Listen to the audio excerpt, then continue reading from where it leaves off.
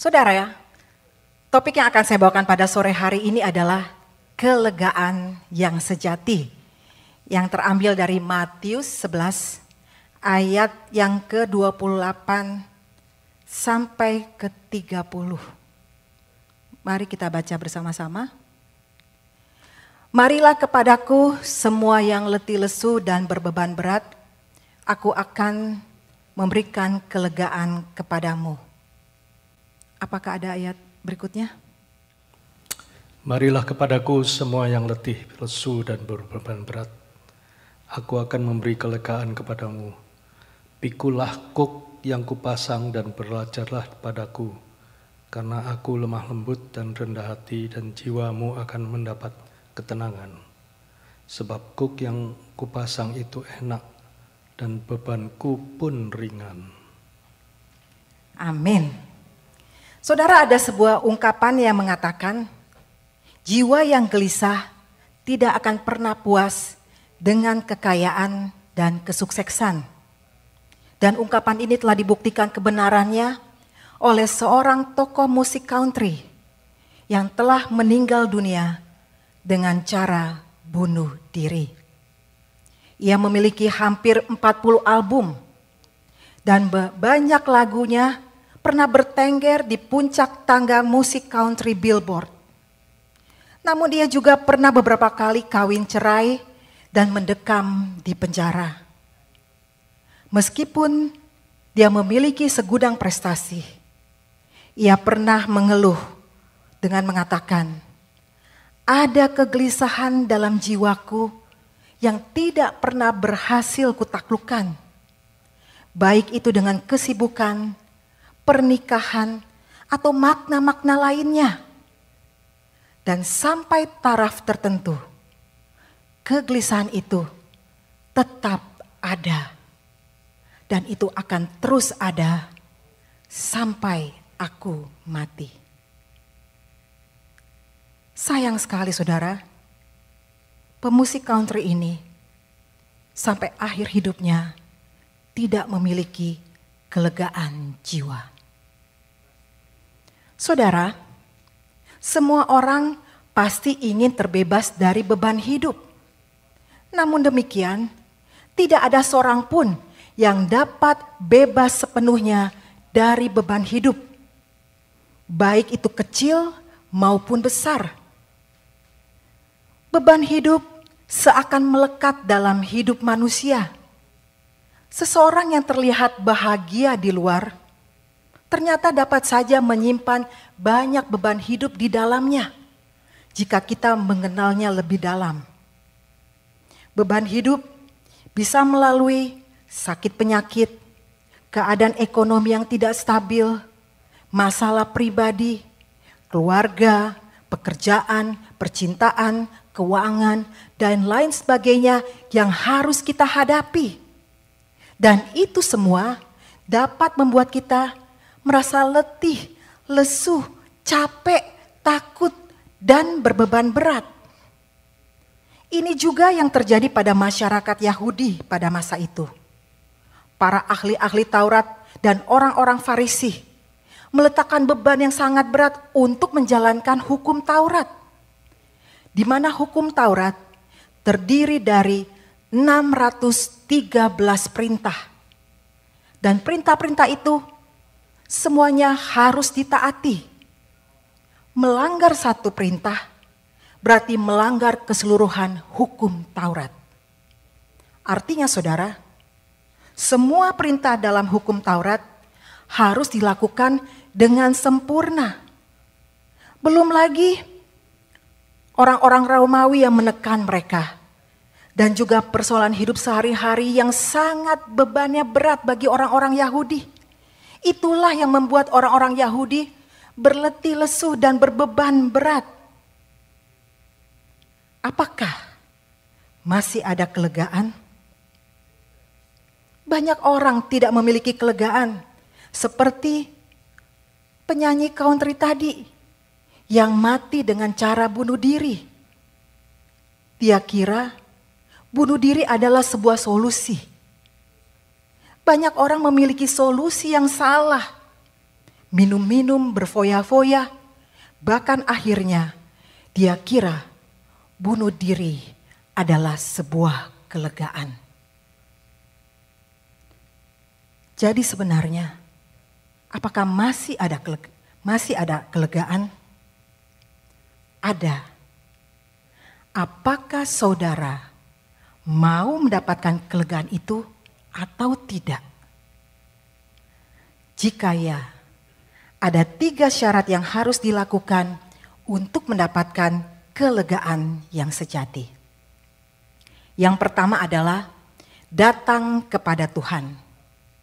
Saudara, ayat ini adalah sebuah undangan atau ajakan untuk semua orang yang letih, lesu, dan beban berat agar datang kepada Yesus yang sanggup memberikan kedamaian dan ketenangan. Beban yang dimaksud di sini adalah banyak hal, baik itu menjalankan hukum Taurat, perintah yang menekan, maupun beban hidup yang sangat berat.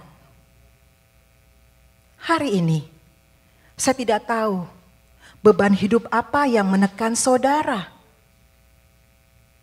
Mungkin masalah ekonomi, mungkin masalah keluarga, mungkin masalah hubungan suami istri, mungkin masalah pribadi, atau mungkin masalah hukum.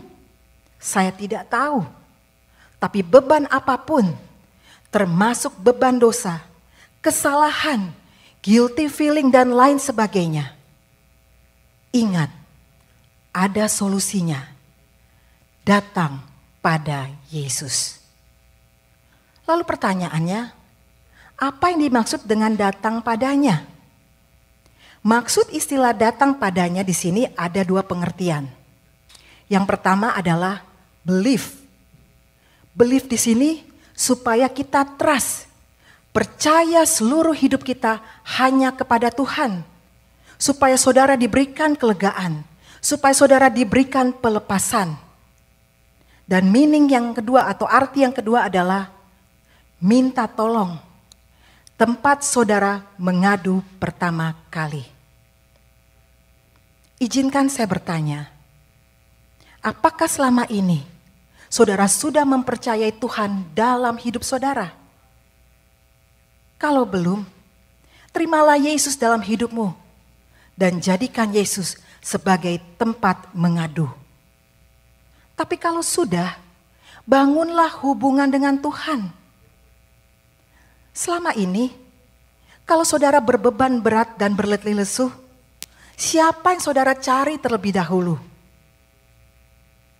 Dukun? Orang pinter? Pendeta? Atau siapa saudara? Carilah Tuhan terlebih dahulu. Jangan cari manusia. Jangan karena sudah mentok sana sini baru cari Tuhan. Salah saudara, tapi cari Tuhan, datang kepada Tuhan terlebih dahulu. Sebab Tuhanlah yang dapat memberikan kelegaan dan pelepasan dalam setiap persoalan hidup saudara.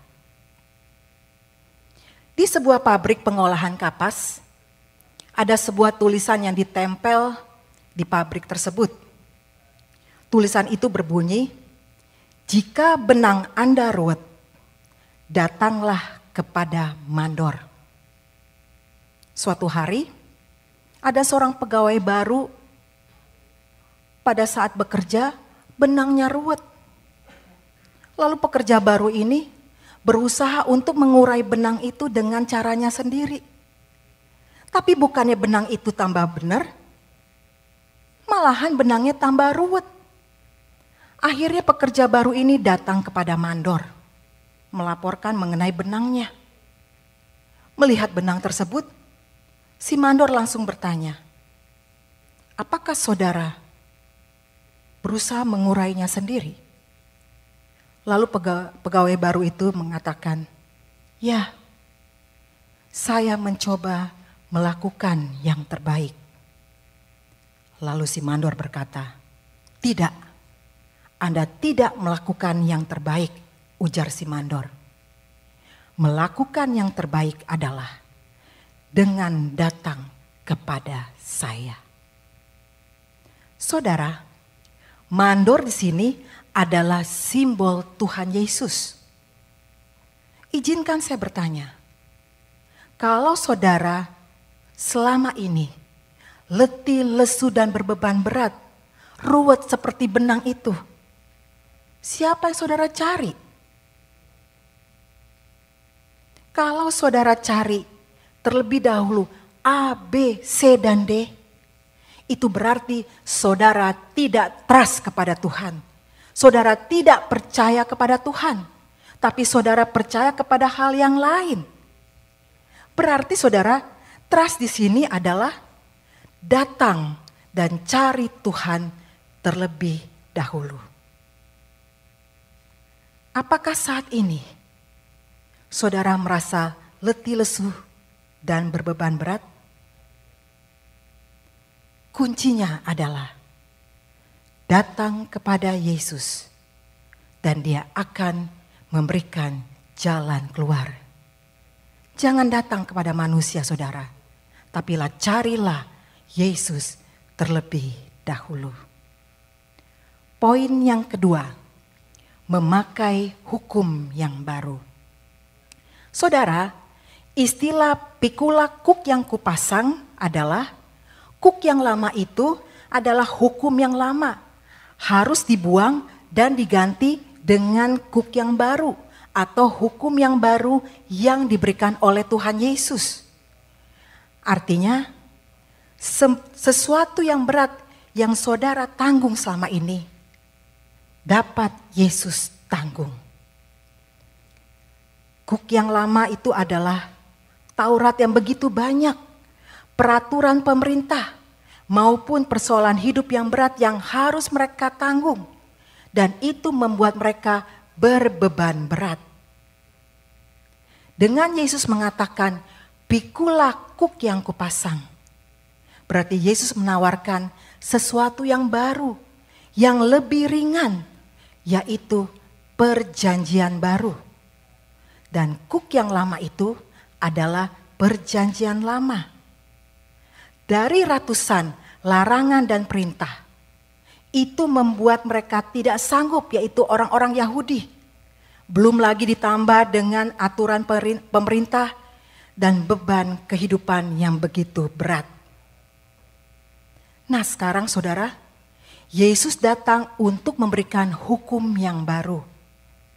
Hukum yang lama itu adalah Taurat, dan hukum yang baru itu adalah anugerah dan kasih.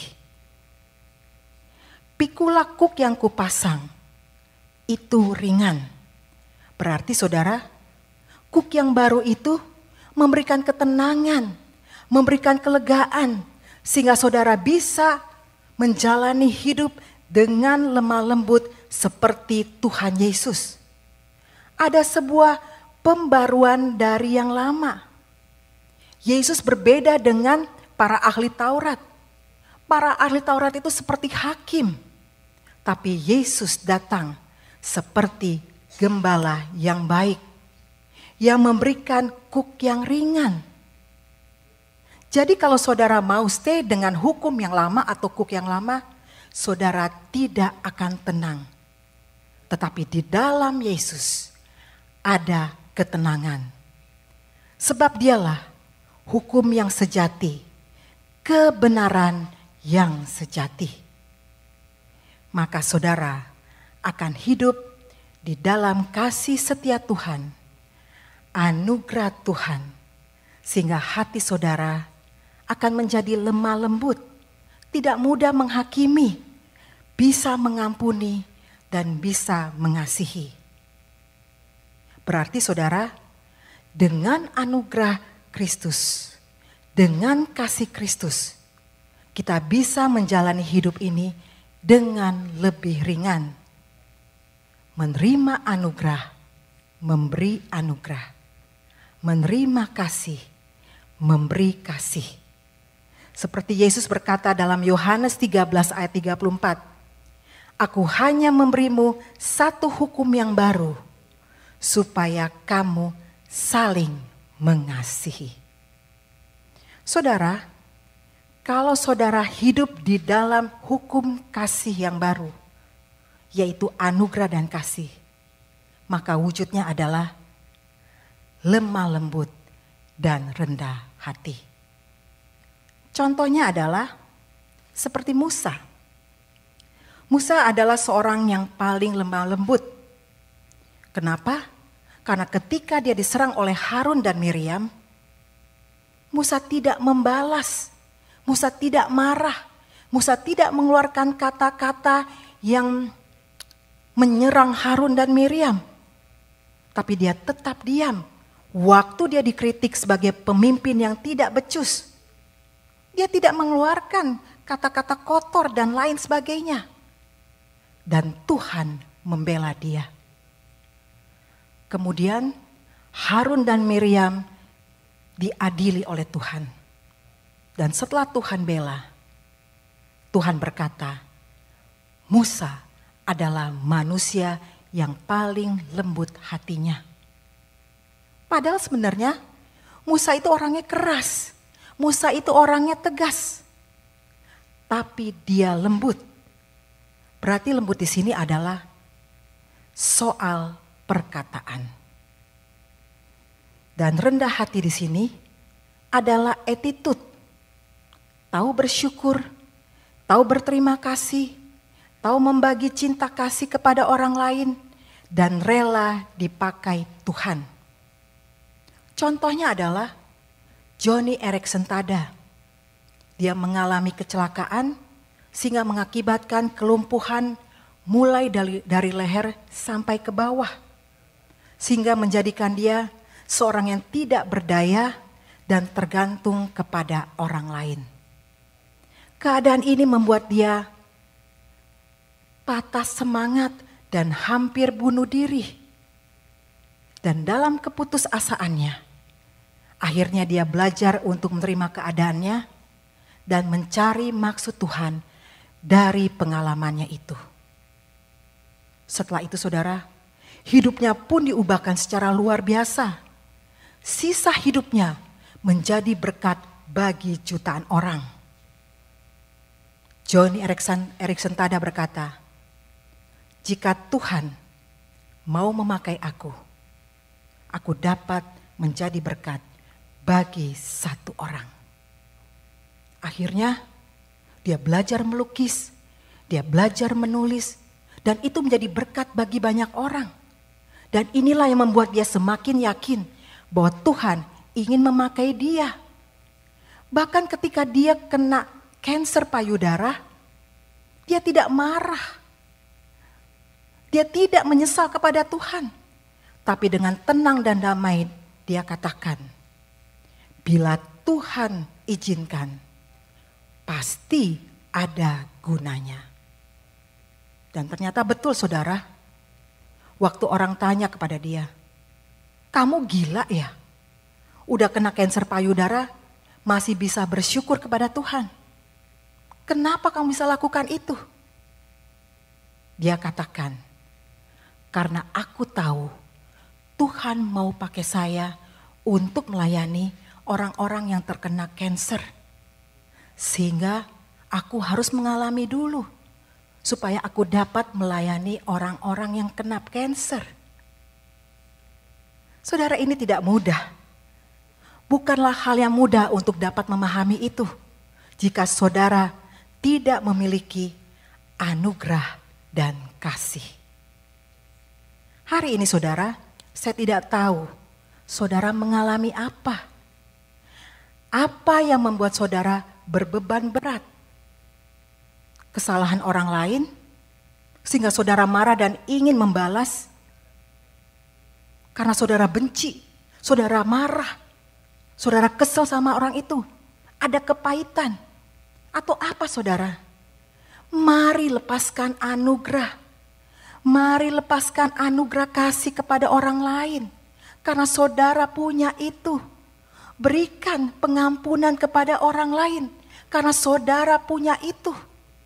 Tapi kalau saudara katakan, saya tidak bisa melakukan itu bukti saudara tidak punya.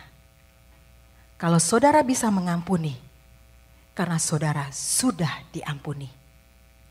Kenapa saudara tidak bisa mencintai karena saudara tidak punya cinta.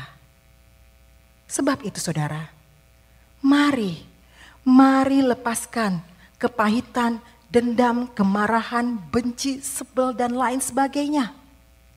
Maka saudara akan mengalami kelegaan. Yang ketiga, berjalan bersama Tuhan.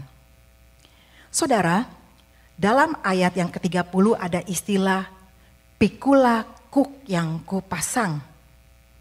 Apa yang dimaksud dengan kuk? Kuk adalah sesuatu yang dipasang di pundak sapi, sehingga petani dapat mengendarai sapi itu untuk membajak, sehingga jalannya menjadi baik. Pada suatu hari, ada seorang guru sekolah minggu bertanya kepada murid-muridnya, "Ayo anak-anak, siapa yang tahu apa artinya waktu Yesus berkata, 'Pikulah kuk yang kupasang, dan kuk itu adalah ringan'?" Lalu salah satu murid mengangkat tangannya dan berkata, "Saya tahu Bu Guru, saya tahu. Saya imajinasi nih Bu, seperti papa saya suka merangkul saya waktu berjalan bersama-sama. Seperti itulah Yesus merangkul saya waktu berjalan bersama-sama. Dan itu enak, itu ringan." Lalu gurunya berkata, "Bagus, jawabanmu betul sekali." Saudara, itulah maksudnya. Kita membajak tidak sendiri, kita menjalani tidak sendiri. Tuhan seperti merangkul kita, berjalan bersama kita. Itu janji Tuhan, bahwa Dia akan menyertai kita sampai kesudahan zaman. Matius 28 ayat yang ke-20. Kalau saudara tahu, Tuhan akan mendampingimu kemana saja, saudara merasa akan tenang gak? Seperti saudara berjalan kemana-mana, di sebelah kiri saudara ada angkatan darat, sebelah kanan saudara ada angkatan laut, di depan saudara ada tentara, di belakang saudara ada polisi. Saudara merasa tenang gak? Pasti merasa tenang. Apalagi sekarang ini pencipta langit dan bumi mendampingi saudara, menyertai saudara.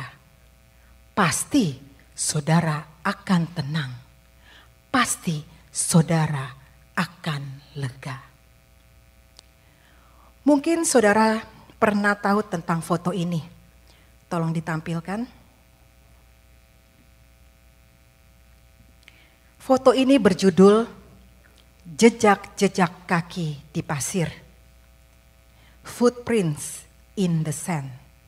Sebuah puisi yang ditulis oleh Margaret Fishback. Saya bacakan ya puisinya. "Tadi malam aku bermimpi sedang berjalan di tepi pantai bersama Tuhan. Di bentangan langit gelap tampak kilasan-kilasan adegan hidupku. Pada setiap adegan aku melihat 2 pasang jejak kaki di pasir. Sepasang jejak kakiku dan sepasang lagi jejak kaki Tuhan. Ketika adegan terakhir terlintas di depanku, aku menengok ke belakang pada jejak-jejak kaki di pasir. Di situ hanya ada sepasang jejak kaki saja. Aku mengingat kembali bahwa itu adalah bagian tersulit dan paling menyedihkan dalam hidupku. Hal itu mengganggu perasaanku. Maka aku bertanya kepada Tuhan tentang kekecewaanku. Tuhan, di manakah Engkau? Engkau mengatakan, bila aku memutuskan untuk mengikut Engkau, maka Engkau akan berjalan bersamaku di sepanjang jalan kehidupan. Namun aku memperhatikan bahwa pada saat-saat paling gawat dan beban berat menindas hidupku, hanya terdapat sepasang jejak kaki saja. Aku tidak mengerti, Tuhan, mengapa pada saat aku sedang membutuhkan Engkau, justru Engkau meninggalkan aku. Lalu Tuhan menjawab, "Anakku, kamu sangat berharga di mataku. Aku sangat mengasihimu. Aku tidak akan meninggalkan kamu. Pada waktu kamu dalam bahaya dan penderitaan, kamu hanya melihat sepasang jejak kaki saja. Karena pada waktu itu, aku sedang menggendong kamu." Saudara, apakah saudara sadar, waktu saudara pergi kemana-mana, Tuhan menyertai saudara. Tuhan mendampingi saudara. Enggak pernah Tuhan meninggalkan saudara. Jangan pernah pikir saudara sendiri walaupun mungkin saudara hidup sendirian. Kalau selama ini saudara tidak sadar, mintalah kesadaran itu kepada Tuhan supaya saudara punya mata iman. Sejak saudara bangun pagi, saudara tahu Tuhan membuat jantungmu berdetak. Itulah bukti Tuhan menyertai saudara. Setiap kali saudara pergi, baik bekerja, sekolah, beribadah dan lain sebagainya, katakan, "Tuhan, aku tahu Engkau selalu mendampingiku. Aku tidak akan takut. Aku damai, tenang dan lega." Inilah kelegaan yang sejati. Mari saudara, kita berdoa. Terima kasih Tuhan untuk kebenaran firman-Mu. Di dalam Engkau ada kelegaan yang sejati. Ketika jiwa kami gelisah, hanya di dalam-Mu-lah ada sebuah kelegaan pada saat kami datang dan mencari Engkau. Ampuni kami Tuhan, kalau selama ini kami lebih percaya kepada hal-hal dunia. Tapi melalui kebenaran firman Tuhan yang kami pelajari pada sore hari ini, kami ingin mengutamakan Engkau dalam hidup kami. Bahwa hanya Engkaulah tempat kami mengadu. Bahwa Engkaulah yang kami percayai. Terima kasih Tuhan. Tolong setiap kami untuk tetap hidup bersandar kepada firman-Mu.